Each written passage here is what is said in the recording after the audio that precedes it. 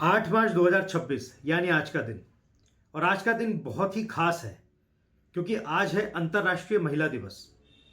मैं सर्वप्रथम संपूर्ण नारी शक्ति, संपूर्ण महिला शक्ति को बहुत बहुत प्रणाम करता हूं, नंदन और अभिनंदन करता हूं।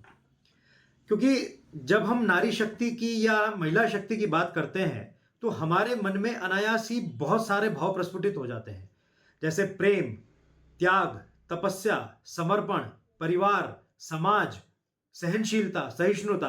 ये सारे भाव जो हैं ये नारी शक्ति के अंदर समाहित हैं और शायद इन्हीं भावों की वजह से ये सृष्टि भी इस समय चल रही है। यदि नारी शक्ति के अंदर ये सारे भाव खत्म हो जाएं तो मेरे ख्याल से सृष्टि का चलना भी जो है असंभव हो जाएगा। अगर आप देखें, नारी शक्ति जो है, जो एक महिला है, एक मां के रूप में, एक पत्नी के रूप में, एक बहन के रूप में और एक मित्र के रूप में हमेशा ही सबसे ज्यादा आपकी करीबी रही हैं और इस समाज को एक दिशा देने वाली रही हैं। तो आज इस महिला दिवस पर, महिला अंतर्राष्ट्रीय महिला दिवस पर मैं संपूर्ण नारी शक्ति को शत शत नमन करता हूं। आपको आज मैं एक ऐसे नारी व्यक्तित्व के ऊपर बात करना चाहता हूं आपके साथ कि जिन्होंने अपना संपूर्ण जीवन समाज के उत्थान के लिए लगा दिया। अपनी पारिवारिक जिम्मेदारियों का तो निर्वहन किया ही किया, साथ ही अपना संपूर्ण जीवन समाज के उत्थान में, समाज की जो महिलाएं हैं, जो शोषित हैं, पीड़ित हैं, उनके उत्थान में उन्होंने लगा दिया। मैं बात कर रहा हूं श्रीमती सुधा गुप्ता की। और मैं आज इनकी जीवन यात्रा के बारे में आपको थोड़ा सा बताना चाहता हूं कि हमारे बीच में ही इतनी प्रतिष्ठित और इतनी एक समाज सेवी महिला नेत्री हैं जिनके बारे में बताया जाना बहुत आवश्यक है। इसके लिए मैं थोड़ा सा आपको इतिहास में ले जाना चाहता हूं, मतलब थोड़ा सा कुछ समय पहले ले जाना चाहता हूं कि कहां से आखिर उनके जीवन में यह ट्रांसफॉर्मेशन हुआ और उनको यह लगा कि नहीं, मुझे अपना सामाजिक उत्तरदायित्व जो है मुझे उसका निर्वहन करना ही चाहिए। बात करते हैं आपातकाल से। 1975 में कांग्रेस के द्वारा देश पर आपातकाल थोपा गया। बहुत नरसंहार हुआ, बहुत लोगों को परेशान किया गया, बहुत लोगों की पिटाई की गई, बहुत लोगों के साथ बड़ा दुर्व्यवहार किया गया कांग्रेस के द्वारा। तो उसी वक्त में सहारनपुर क्षेत्र में इनके जो पतिदेव हैं श्री सत्यदेव गुप्ता, वो राष्ट्रीय स्वयंसेवक संघ के कार्यकर्ता थे और साथ ही उन्होंने जो है इस आंदोलन के नेतृत्व भी किया। जो यह आपातकाल लगा था, इसके विरोध में उन्होंने सत्याग्रह किया, अपने पूरे संघ की टोली के साथ मिलकर उन्होंने जो आंदोलन किया और अपनी गिरफ्तारी भी दी। उस वक्त वो मीसा के अंदर निरुद्ध होकर जेल यात्रा उन्होंने करी आपातकाल के विरोध में, एक आंदोलनकारी के रूप में। तो वहीं से ही श्रीमती सुधा गुप्ता जी का जो भी ट्रांसफॉर्मेशन हुआ, जो मानसिक जो चेंजेस हुए उनके अंदर, वो वहां से शुरू हुए। क्योंकि लगातार घरों में उस समय राष्ट्रीय स्वयंसेवक संघ के कार्यकर्ताओं का आना जाना, जे श्रेष्ठ जो प्रचारक थे उनका आना जाना, जैसे माननीय अशोक सिंघल जी का आना जाना बहुत था, जो कि रोज की रणनीति बनाते थे कि अब अगला स्टेप क्या होगा, पुलिस से बचकर हमको कैसे कैसे आंदोलन को आगे बढ़ाना है, कैसे काम करने हैं और इस समाज में क्या क्या परेशानियां हैं, क्या क्या समस्याएं हैं, उनसे वो लगातार रूबरू होती रही। जिससे उनके जीवन में यह हुआ कि नहीं भाई, समाज के लिए जरूर कुछ ना कुछ करना है, यह जीवन अगर मिला है तो इस समाज को समर्पित करना ही चाहिए। आपातकाल समाप्त हुआ, तब तक उन्होंने वहीं पर ही अपना जो है काम शुरू कर दिया था सहारनपुर में। इसके बाद अपने व्यापारिक गतिविधियों के चलते हुए उनके पतिदेव जो हैं वो उत्तरकाशी आके शिफ्ट हो गए थे, देवभूमि उत्तराखंड में आए और उन्होंने यहां पे अपना जीवन यापन शुरू किया। तब से वो अब तक यहीं बसे हैं। उस वक्त क्या हुआ कि जब यहां पर आए तो परिस्थितियां सामान्य थी, जैसे होती हैं सब सामान्य परिस्थितियां थी, पर लेकिन मैं अब उनकी जीवन यात्रा काल को 3 भागों में विभाजित करके आपको थोड़ा सा समझाना चाहता हूं कि आखिर उन्होंने अपना जीवन किस रूप में समाज के लिए समर्पित किया। पहला जो एक पार्ट है उसको मैं करूंगा सामाजिक सेवा के रूप में। तो सामाजिक सेवा में मैं अगर आप बताना चाहूं तो इतनी उपलब्धियां हैं उनकी कि शायद मेरा ये समय पूरा समाप्त हो जाएगा कि मैं उनकी उपलब्धियां पूरी नहीं कर पाऊंगा, पर जो उनमें प्रमुखता है वो मैं बताना चाहूंगा। सन 1978 में उस वक्त बहुत विनाशकारी प्रलयंकारी बाढ़ आई थी उत्तरकाशी क्षेत्र में और उस बाढ़ से चारों तरफ रास्ते बंद होना, बहुत जनहानि हुई, बहुत जान माल का नुकसान हुआ, लोगों का जो है संपत्तियों का नुकसान हुआ, बहुत परेशानियां लोगों ने झेली। तो उसी वक्त श्रीमती सुधा गुप्ता जी ने अपनी टोली के साथ, अपने संघ के कार्यकर्ताओं के साथ मिलकर जो है समाज सेवा का काम उस समय शुरू करा। राहत का और बचाव कार्य का शुरू किया, रेस्क्यू के काम शुरू करे, साथ ही लोगों को राहत पहुंचाने का काम शुरू किया। पैदल और बड़े दुरूह मार्गों से होते होते जो है वो बड़े इंटीरियर के गांव में वहां पे पहुंचे वो लोग। पूरी टीम उनके साथ वो भी थी और उनके साथ पूरी टीम थी जिन्होंने वहाँ पर लोगों को राहत दी, मेडिकल किट्स दिए, राशन के सामान दिया और बहुत चीज़ें दी। और उस वक्त का मुझे पता है, जो उस वक्त पूर्ति अधिकारी जो हुआ करते थे, जिला पूर्ति अधिकारी, उन्होंने उनको अधिकृत किया कि आप गांव-गांव में जाके राशन की दुकानें खोलें ताकि लोगों को जो है सामान, राशन का सामान, जो खाने पीने की व्यवस्था सबकी पूर्ण रूप से हो सके। इसके बाद सन 1991 का प्रलयंकारी भूकंप आया। संपूर्ण उत्तरकाशी क्षेत्र में बहुत महाविनाश हुआ उस समय। उस वक्त भी भूकंप की रात 20 अक्टूबर सन 1991 की रात को ये जो भूकंप आया, उसी रात में उनके घर के बिल्कुल पास में एक कच्चा छप्पर हुआ था जिसमें कुछ मजदूर या लेबर जो है वो रहा करती थी। उनका वो छप्पर गिर गया और वो लोग घायल हुए।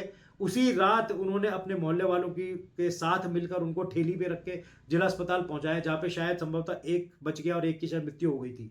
तो उसी रात से उन्होंने अपने आप को समर्पित कर दिया समाज सेवा में, जबकि उनके अपने बच्चे भी बहुत छोटे थे। उनको मोहल्ले वालों के सुपुर्द किया, भाई आप इन्हें संभालो, मुझे पहले हॉस्पिटल जाके बाकी लोगों को देखना है। फिर लगातार अगले दिन से जो है चारों तरफ से जो है वो घायलों का आने का सिलसिला चालू हो गया, उनके तीमारदारों का आने का सिलसिला चालू हो गया। अब उस समय ये स्थिति हो गई कि भाई वहां पे उनका भोजन की व्यवस्था कैसे होगी, क्योंकि अस्पताल में उस समय इतने संसाधन थे नहीं। तो उन्होंने अपने संघ के कार्यकर्ताओं के साथ, सेविका समिति के कार्यकर्ताओं, बहनों के साथ मिलकर जो है वहां पर एक भोजनालय चालू किया। बिल्कुल 2 दिन के अंदर अंदर में सारी चीजें उन्होंने जोड़ ली। और जितना भी जो परेशान लोग थे या जो बीमार थे, घायल थे, उनके तीमारदार थे, इवन जो बीआरओ या आर्मी, आईटीबीपी के जो जवान राहत कार्यों में लगे हुए थे, उनके सबके लिए जो है भोजन के पैकेट्स बनाने का काम शुरू करा। और आप विश्वास नहीं मानेंगे, 70,000 लोगों का रोज का भोजन वहां पे बनता था, 70,000 लोगों का, जिसका की नेतृत्व जो है श्रीमती सुधा गुप्ता जी ने किया जिला अस्पताल कैंपस के अंदर से। तत्कालीन मुख्यमंत्री माननीय कल्याण सिंह जी उस समय वो वहां पे पहुंचे, वहां पे देखा तो उन्होंने जब उस भोजनालय की सारी व्यवस्था देखी तो वो अभिभूत हो गए कि हमारे जो संगठन है उनके लोग जो है कितना तत्परता से कार्य करते हैं। और श्रीमती सुधा गुप्ता जी को उन्होंने व्यक्तिगत रूप से बहुत धन्यवाद किया कि आपने इतनी बड़ी जिम्मेदारी संभाली हुई है। अब धीरे धीरे जैसे जैसे जो है घायलों का आने का सिलसिला बढ़ता चला गया, हॉस्पिटल में नर्सिंग स्टाफ की कमी होनी शुरू हो गई। तो उसी वक्त श्रीमती सुधा गुप्ता जी ने सारे काम छोड़कर नर्सिंग स्टाफ के साथ मिलकर घायलों का जो है मल, मूत्र, उल्टी, ये सब चीजें खुद अपने हाथ से साफ करके ये प्रदर्शित किया कि नहीं, हम आपके साथ 24 घंटे खड़े हैं, कोई भी घायल आएगा, किसी भी अवस्था में आएगा, हम लोग आपके साथ खड़े हैं। इतना ही नहीं, जिन महिलाओं का प्रसव होना था उनका प्रसव भी मेडिकल स्टाफ के साथ खड़े होकर श्रीमती गुप्ता ने करवाया अपनी टीम के साथ मिलकर। तो किसी भी रूप से सामाजिक जो उत्तरदायित्व था उनका, वो कभी उनसे पीछे नहीं हटी। इसके बाद 2012 में जो 80 गंगा क्षेत्र में जो बाढ़ आई, उसमें लगातार उन्होंने बहुत काम किया। गंगोरी क्षेत्र में जो है उन्होंने जो है भोजनालय फिर से उन्होंने चालू किया, क्योंकि लगातार गांव से लोग आ रहे थे जिनका सारा सामान बह गया, घर बह गया, खाने पीने का कोई व्यवस्था नहीं थी। तो उन्होंने अपने ही उसी भोजनालय में जो है मेडिकल किट्स का काम किया, डॉक्टर्स को रखा और साथ में भोजन के पैकेट्स भी बनाए। जो भी राहत कार्य, बचाव कार्य में लोग लगे थे उनको संपूर्ण भोजन के पैकेट्स भी वितरित किए ताकि कोई भूखा ना रहे। राशन से संबंधित सारी समस्याओं का उन्होंने वहां पे समाधान करवाया। संपूर्ण अपनी टीम के साथ, सेविका समिति की बहनों के साथ, संघ के कार्यकर्ताओं के साथ मिलकर उन्होंने पूरा काम किया। इसके बाद 2013 की जो बाढ़ आई थी, बड़ी विनाशकारी बाढ़ थी। केदारनाथ क्षेत्र में तो आई थी, साथ ही उत्तरकाशी क्षेत्र में भी बहुत नुकसान हुआ था, बहुत यात्री हताहत हुए, बहुत लोग हताहत हुए। तो उन सब की भी सेवा शुश्रूषा का काम उन्होंने उस समय तत्काल ही, बाढ़ आने वाले दिन से ही उन्होंने चालू कर दिया था। पैदल रास्ते सब टूट चुके थे, जहां जैसी जगह मिली सामान पहुंचाना, राशन पहुंचाना, राहत पहुंचाना, मेडिकल किट्स पहुंचाना, महिलाओं और बच्चों के लिए विशेषकर जो है कंबल, कपड़े वपड़ों की व्यवस्था करना, वो उन्होंने बहुत प्राथमिकता से उस समय किया। इसके बाद जब भूकंप के बाद जब स्थितियां सामान्य हुई 1991 के बाद, तो उन्होंने मनेरी नामक जो स्थान है वहां पे राष्ट्रीय स्वयंसेवक संघ का केंद्र बना था, जिसमें कि मकान बनाने का और पुनर्वास का काम था। तो उस वक्त के जो तत्कालीन प्रांत कार्यवाह थे श्रद्धेय डॉक्टर नित्यानंद जी, उनके मार्गदर्शन में, उनके निर्देशन के अनुसार जो उन्होंने सारे काम किए और बड़े दूरस्थ क्षेत्रों में जाके उन्होंने जो है राहत और बचाव कार्यों का काम किया और पुनर्वास को भी देखा, जिसमें नए मकान बनाना और ये सारी चीजें उन्होंने व्यक्तिगत रूप से वहां पे जाके देखी थी। और उनके इस सेवा भाव को देखकर उस समय डॉक्टर नित्यानंद जी ने उनको गढ़वाल की, देवभूमि की फ्लोरेंस नाइटिंगेल की उपाधि भी दी थी कि आपने इतनी सेवा करी कि आप उस उपाधि की हकदार भी हैं। तो उन्होंने किसी भी रूप में श्रीमती सुधा गुप्ता ने अपने सामाजिक कर्तव्य को, सामाजिक उत्तरदायित्व से कभी मुंह नहीं मोड़ा, हमेशा उसमें आगे रही। उनके जो सामाजिक कामों का जो मैं जो वर्णन कर रहा हूं, उसमें एक बहुत बड़ा जो उनका योगदान है वो है उत्तराखंड आंदोलन में। जो हमने उत्तराखंड पृथक राज्य बनाने का जो आंदोलन हुआ था, उसमें श्रीमती सुधा गुप्ता की एक बहुत बड़ी भूमिका थी। उस वक्त क्या था कि वामपंथी दलों के हाथों में जो है ये आंदोलन जा रहा था और दिल्ली दूर, पेकिंग पास के जो है उत्तरकाशी में नारे लग रहे थे। उस वक्त श्रीमती सुधा गुप्ता जी ने अपनी नैतिक जिम्मेदारी समझते हुए मातृशक्ति संगठन का जो है वो निर्माण किया, उसका जो है बनाया, उसको उत्तरकाशी की समस्त महिलाओं को, समस्त मंडलियों को, कीर्तन मंडलियों हो चाहे महिला मंगल दल हो, सबको एक साथ जोड़कर मातृशक्ति संगठन बनाया और वामपंथी दलों से इस आंदोलन को छीना। इसके साथ ही जब उन्होंने इस सारे आंदोलन को नेतृत्व किया, महिलाओं का नेतृत्व किया मातृशक्ति संगठन के नाम से, तो उन्होंने बहुत चीजें, एट्रोसिटी तक भी उनको झेलनी पड़ी। तो ऐसा माहौल उस समय क्रिएट किया गया था कि किसी तरह सुधा गुप्ता जी को डिफेम किया जाए, पर लेकिन वो महिला हमेशा खड़ी रही, निडर डटी रही और उत्तराखंड आंदोलन का जो मातृशक्ति संगठन के रूप में जो उन्होंने नेतृत्व किया, वो राष्ट्रीय स्तर पर भी उसको पहचान मिली। और उसके बाद यहाँ उत्तरकाशी के बाद हल्द्वानी में भी जो है मातृशक्ति संगठन की एक शाखा के रूप में दोबारा से वहां पे एक निर्माण किया गया, जहां से वहां पर भी महिलाओं ने जो है बढ़ चढ़ के हिस्सा लिया। तो उसकी शुरुआत जो है उन्होंने वो यहीं से ही करी। तो ये मैंने एक छोटी सी बात करी थी उनकी सामाजिक सेवा के रूप में। अब मैं उनकी बात करता हूं राजनीतिक सेवा के रूप में। राजनीति में वो भारतीय जनता पार्टी की बहुत श्रेष्ठ कार्यकर्ता रही, श्रेष्ठ जो है जिसे कहते हैं कि उन्होंने उसकी पार्टी की सेवा भी करी, पार्टी की एक बहुत वफादार सिपाही के रूप में जो है वो आज तक भी उत्तरकाशी क्षेत्र में है।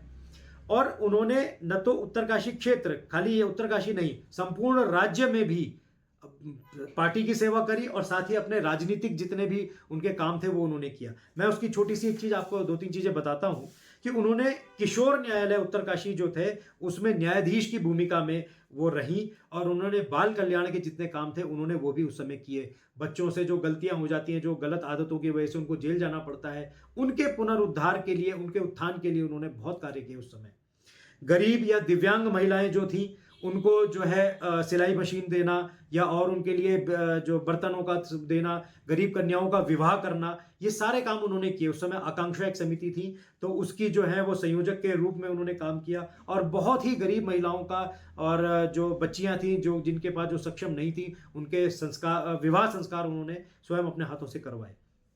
इसके बाद उन्होंने प्रदेश महिला अग्रवाल जो समाज थी वो उसकी अध्यक्ष भी रही और जो महिला उद्यमी हैं उनके उत्थान के लिए, उनको जो परेशानियां महिला उद्यमी जो झेलती हैं, जो समस्याएं वो झेल रही हैं, उनके उत्थान के लिए उन्होंने बहुत कार्य किए ताकि उनके व्यापार में उनको सरलता मिले और वो और उसको अच्छे ढंग से कर पाएं।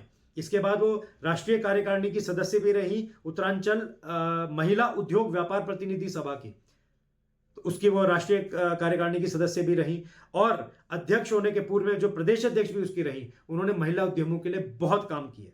इसके साथ ही वो उत्तराखंड समाज कल्याण बोर्ड की सदस्य भी रही, पूर्व प्रदेश सचिव भारत विकास परिषद की और प्रभारी टिहरी और उत्तरकाशी की भी रही और अभी भी वो भारत विकास परिषद की वीरांगना शाखा के एक संयोजक के रूप में, एक मार्गदर्शिका के रूप में आज भी काम कर रही हैं।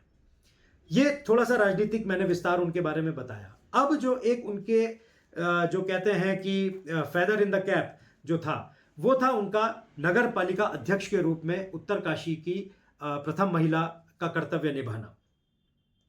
दोस्तों, भारतीय जनता पार्टी का जो इतिहास रहा है उसमें श्रीमती सुधा गुप्ता के अलावा कोई भी नगर पालिका अध्यक्ष भारतीय जनता पार्टी का नहीं रहा अब तक। ये पूरा इतिहास है। मात्र वो एक अकेली महिला ऐसी हैं जिन्होंने बड़ी विषम परिस्थितियों में अपने सामाजिक कार्यों को करते हुए जनता के साथ मिलकर नगर पालिका अध्यक्ष का चुनाव लड़ा और वो उस समय विजयी हुई, जिसमें उत्तरकाशी की जनता ने उन्हें बहुत आशीर्वाद दिया और उसमें विजयी रही। और उस समय की उनकी जो अगर उपलब्धियों की मैं अगर बात करूं तो वो शायद उपलब्धियां ऐसी हैं जो आज तक भी किसी और अध्यक्ष की नहीं रही। बहुत अनेकों ऐसे उन्होंने काम किए जो कि उपलब्धि की श्रेणी में आते हैं। 2 पालियों में उत्तरकाशी की सफाई करना, उत्तरकाशी नगर की सफाई करना, यहाँ पे प्रकाश की व्यवस्था करना, हाई मास्ट लाइट्स लगवाना और विश्वनाथ चौक का सौंदर्यीकरण करना, रामलीला मैदान जो एक उत्तरकाशी का जो हृदय है उसका बचाना और उसका चारों तरफ से उसका सौंदर्यीकरण करना, टाइल्स लगवाना, ऐसे न जाने अनगिनत कितने काम थे जो उन्होंने अपने कार्यकाल में किए। और सबसे बड़ी बात है, भ्रष्टाचार मुक्त रहकर नगर पालिका के अंदर कार्य करवाए। उन्हीं के जमाने में सबसे पहले टेंडर प्रक्रिया को अपनाया गया, जो कि उसके बाद शायद मेरे ख्याल से अभी भी नजर नहीं आती कि राष्ट्रीय अखबारों में जो है उन टेंडरों को निकलवा के जो है निष्पक्ष रूप से, पारदर्शी रूप से टेंडरों की प्रक्रिया को पूरा करना। तो ऐसे उन्होंने काम किए। इसी बीच में 2004 में वर्णावत भूस्खलन का जो है वो बहुत बड़ा जो एक प्रकोप जो है उत्तरकाशी ने झेला।